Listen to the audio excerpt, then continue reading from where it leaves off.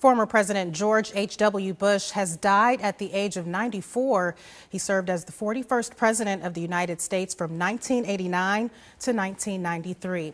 And we're joined now by Mike Campbell, who is the son of former Governor Carroll Campbell. His family were friends with the Bushes and knew the former president pretty well. That's right, right? Yeah, we were very fortunate to have that very special relationship. He and my father became very good friends when Dad was in the United States Congress, and he had just been put on the ticket with Ronald Reagan, and that friendship grew over the years, and they spent a lot of time not just on the campaign trail with each other, but on a personal level with each other. Mom and Dad would go to Kennebunkport in Maine and vacation with them, and to Camp David, and so spent a lot of good time with him. Well, being the President of the United States, such a public figure, I'm sure he had, that persona, but also who his family and friends knew him as. Anything that you want to share? Well, one thing about George H.W. Bush, what you saw was what you got with him. He was like everybody's grandfather, and I've been fortunate enough to have been around several presidents, and one thing that I have to say about him is he puts everybody at ease, and he always had this demeanor that you knew that he was a real person, he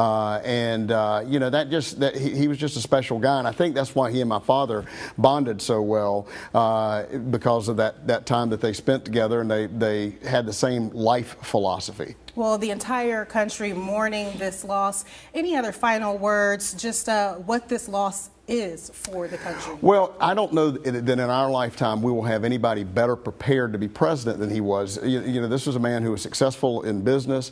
He was envoy to China. He was an U.S. ambassador, director of the CIA, United States congressman, chairman of the Republican Party, vice president of the United States, president of the United States. A resume like that just doesn't come along every day. And one thing that really helped South Carolina, particularly in our time of need, was when Hurricane Hugo hit South Carolina. Because of the relationship that he and Dad had, Dad had a direct line to him, and so he was able to get him on the phone anytime we needed something. So South Carolina really benefited from that relationship and that friendship. Mike, I really appreciate your time this evening. Always so nice to get those personal stories. You can find more pictures, memories, and statements from South Carolina leaders on President Bush on our website, wistv.com. We're back right after this.